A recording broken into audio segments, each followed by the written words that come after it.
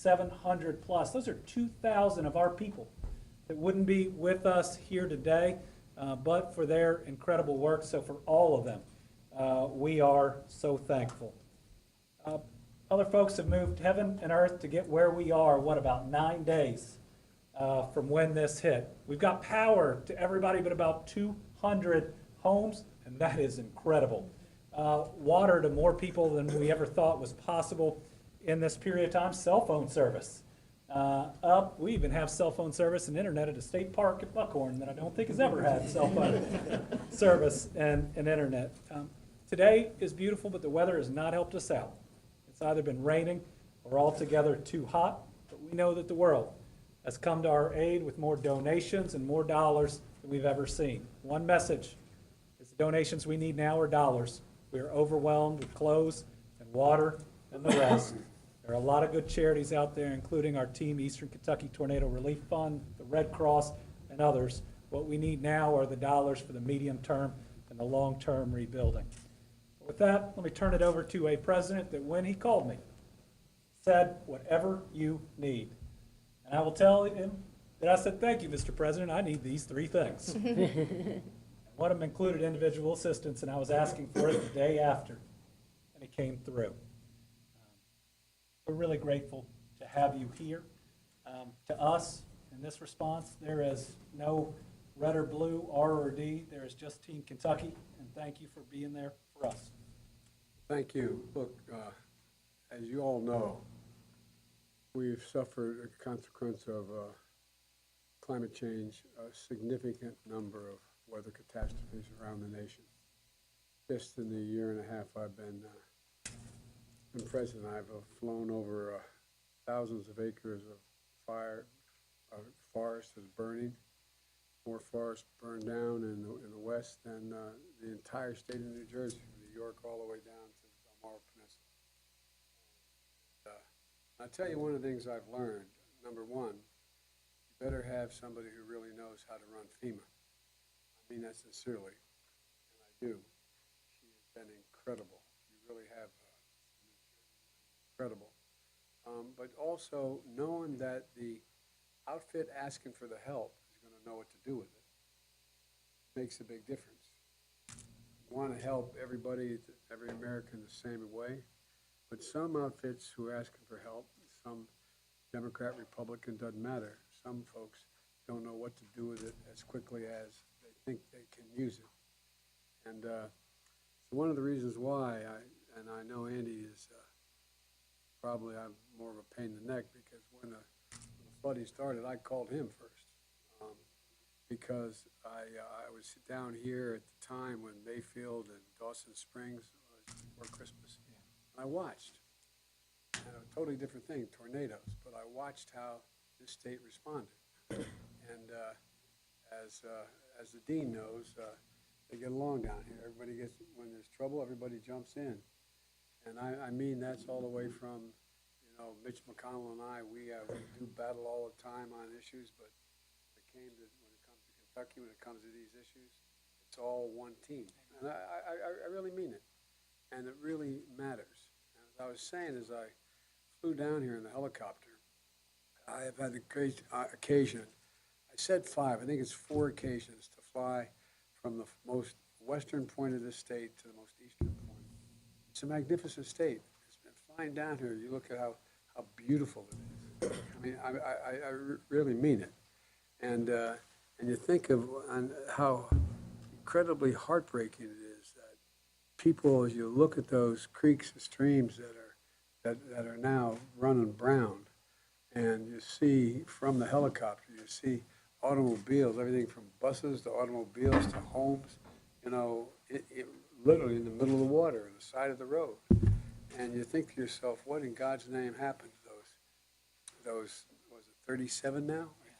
30, 38 people who are dead, you know, and you hear about the grandmother and granddaughter who climbed 16 hours to get out of the way and ended up in trouble.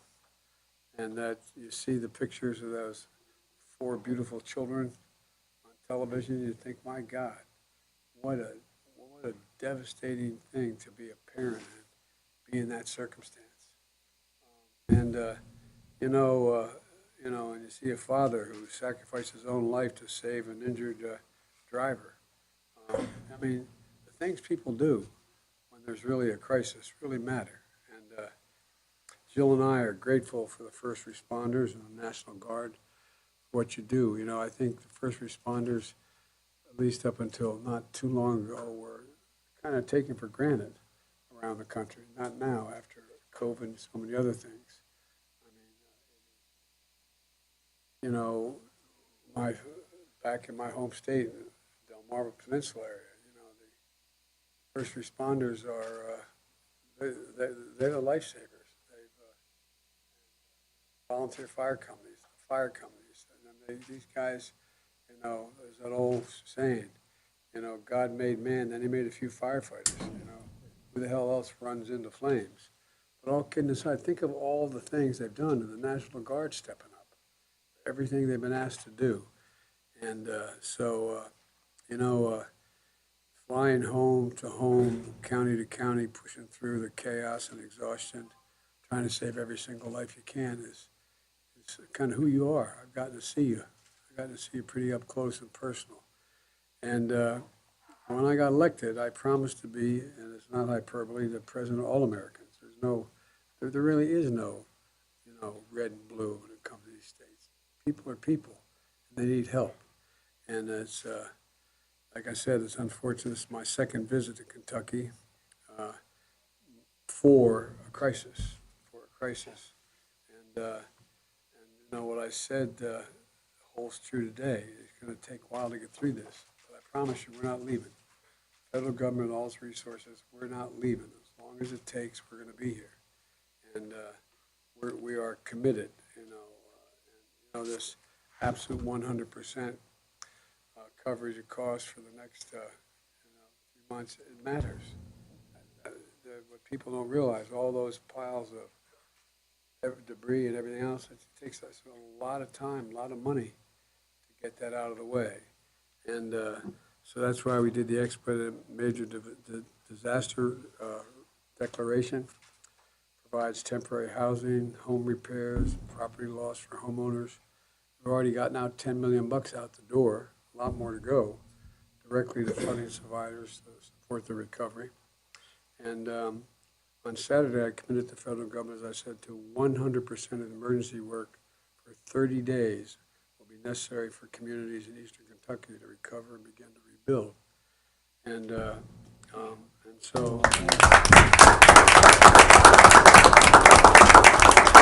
I went on the ground immediately after the flooding and working closely with the governor's office, search and rescue teams, distributing food and water and other necessities, getting power restored, water to communities, get phones, internet service back up, register survivors for disaster assistance, including $500 direct payment for immediate cost of everything from food, water, and prescriptions.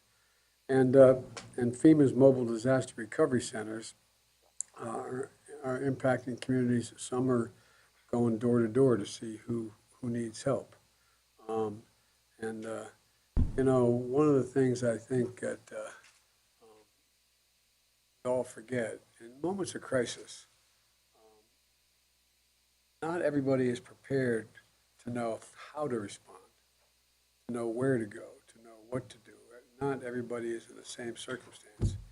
And so if you're a survivor and you have any cell service, go to 1-800-621-3362. 1-800-621-3362 directly.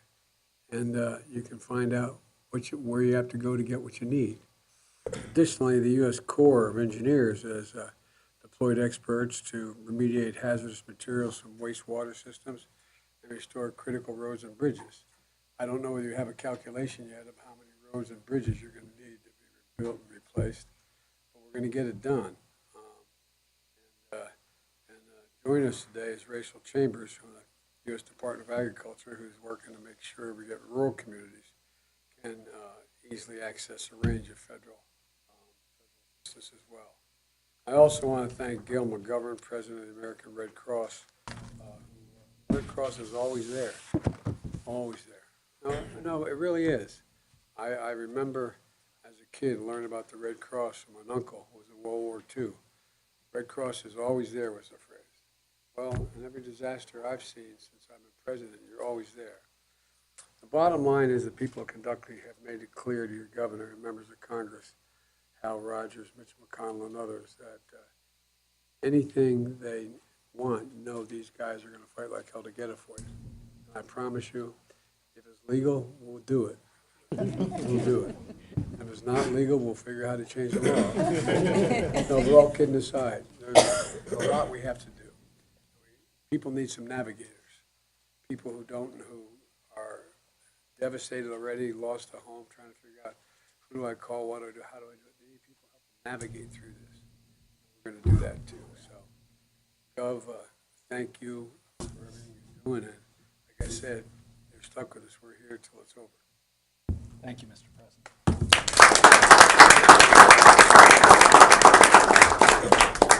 Next, we'll hear from a congressman who served this region, not for about as long as I've been alive. But is not only the Dean of Congress, but he is always fighting for Eastern Kentucky. Regardless of the administration, he is steadfast in supporting Kentuckians and Kentucky families.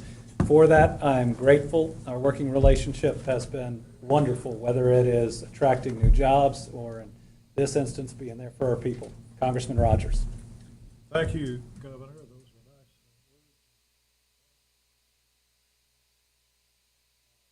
words. President, we are so... You want this mic, boss? Mr. President, we are thrilled that you're here. I'll tell this, I think it's the truth. If not, we'll make it so. This storm occurred at 3 a.m., I think it was a Sunday. And I got the Kentucky delegation together, federal delegation, and we signed a letter to you requesting emergency declaration. And before that day was out, the declaration was signed, which I think is a record time, the same day as the storm. And you've been on the spot all the way through.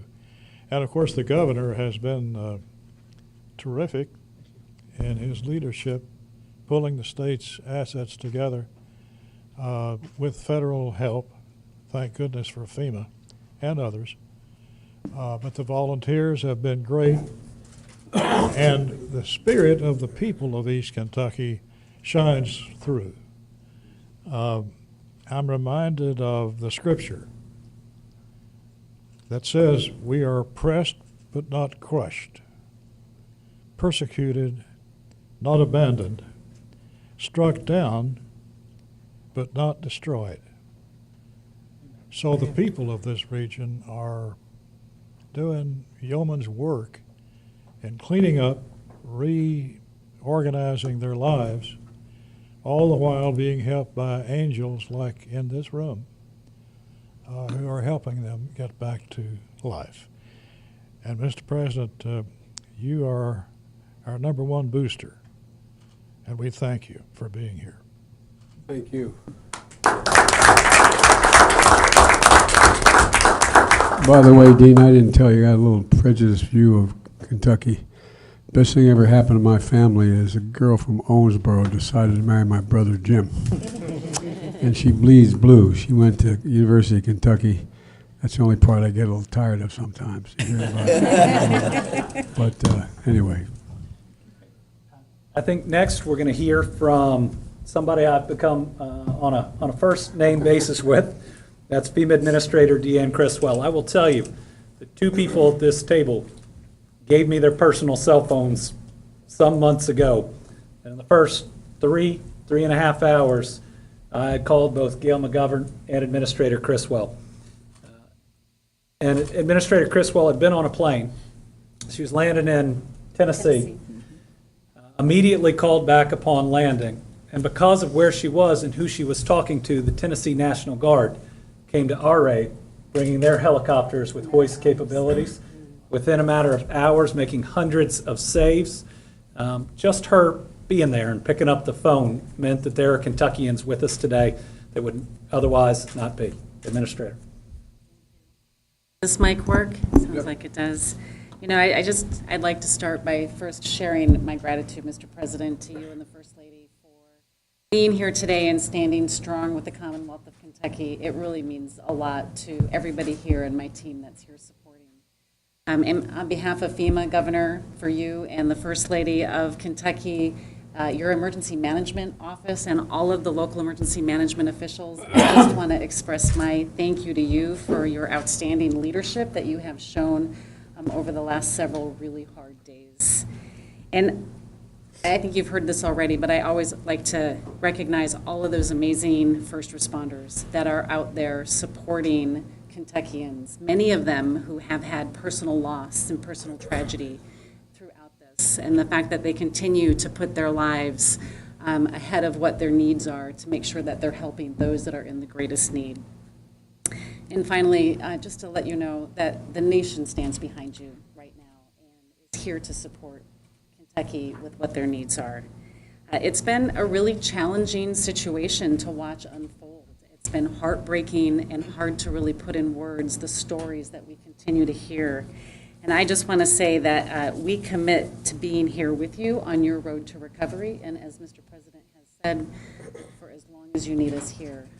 I would even add to that, we were still here for the tornadoes that happened just before Christmas of last year, and because we had a presence here, our team was able to mobilize very quickly to begin providing some coordination efforts and bringing in resources that could help with the flooding that was going on. So I'll give you just a quick update of what we're doing here on the ground. So far, we have deployed over 700 FEMA personnel to assist with the response and the recovery efforts that are ongoing. Our urban search and rescue teams, they will remain in the area on standby until you tell me that you don't want them here anymore. We'll be here to support you.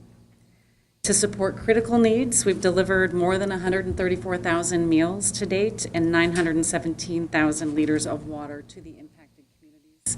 We will bring in more if you need more.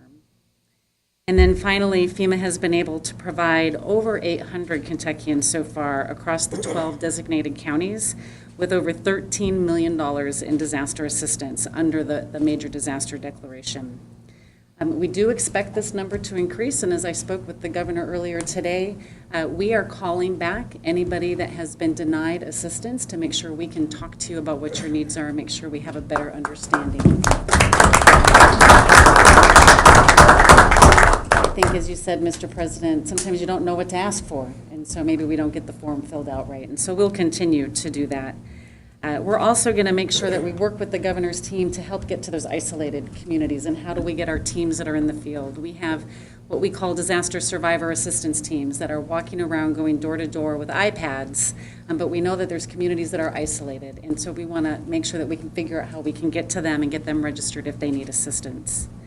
We also have fixed and mobile registration centers, and so we're going to bring in different types of resources because we understand that everybody's situation is unique to them. We're also supporting non-congregate sheltering efforts. This is what you heard the governor talk about with the RVs that we had in place from the tornadoes. This is a program that we really matured during the COVID-19 pandemic, and we have found how valuable it is during the early days of a disaster response like this. We also have housing inspectors that are in the field doing damage assessments and working with them, and then we'll continue to do preliminary damage assessments to see if we need to add on additional aid. And so in closing, I'd just say, Governor, Mr. President, Kentucky, unfortunately, no stranger to tragedy. But you have a resilient people here. And what warms my heart is just to see how neighbors continue to help neighbors each and every day.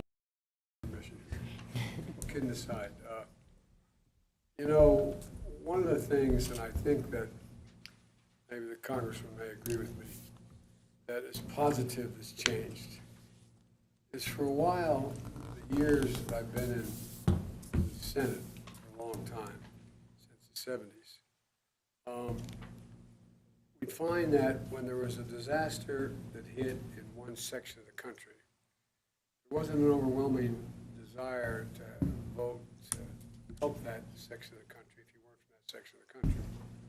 For example, we find that when we always have farming disasters in the Midwest, everybody in the East would saddle up and pay for it. We have a major flood, hurricane along the East Coast. My state is 3 feet above sea level. People say, what the hell, why do I have a responsibility to do that? Not a joke.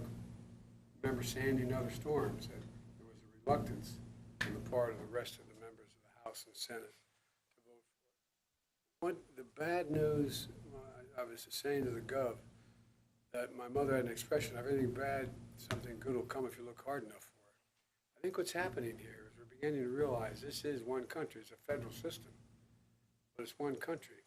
And the fact that you're in Tennessee and the National Guard comes with lift helicopters across the way to help out, and West Virginia the same way. It's happening all across the country, happening out west too. The number of firefighters, I mean thousands of firefighters, many of whom have lost their lives fighting fires in other states. And so I just think I think there's one good thing that's come from this is we've realized that, this is an American problem, not just a problem for an individual state. Thank you, Administrator, and thank you to the federal government's commitment. Back in the housing challenge that's going to be posed by this natural disaster is going to be one unlike any we have seen before. But I will say FEMA thus far is doing things it has never done before. I think the President just committed we continue to do things. that We got to try. $35,000 not going to be enough for people who didn't have any insurance at all and had a modest home to begin with. We'll turn it over now to Colonel Jeremy Slinker. He is the head of emergency management in Kentucky. And I got to say, he and his team have been doing an incredible job, also getting things done that we've never seen before. Now having, I think, every healthcare operator up and running, having to deliver water to so many of them. Colonel Slinker, you're doing a great job. Thank you, Governor. I appreciate that, Mr. President. Thanks for the opportunity. My comments will be very similar to what everyone has already else said, but just substantiates how true they are. I mean, it's been truly teamwork.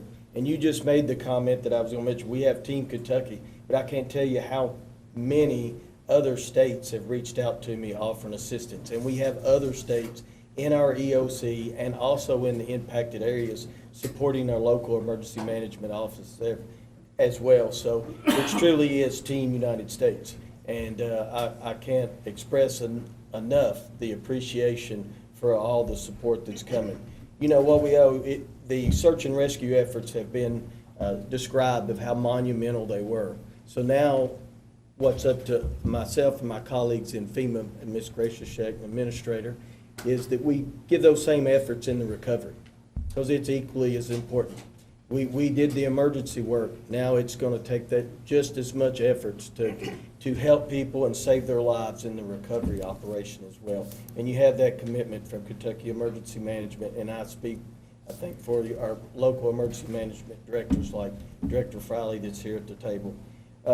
As well, some of the challenges we're running into, a lot of these residences are cut off because they have residential bridges.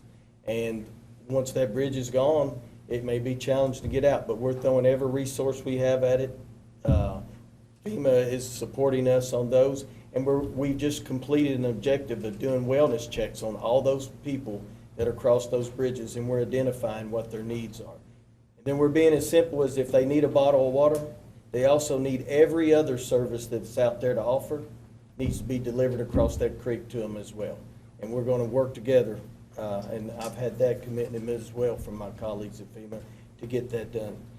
And as mentioned, the sheltering mission, people need places to stay, and we're scouring the area to locate all areas that can house our survivors, as well as at all of these disaster recovery centers, as they talk to a federal resource.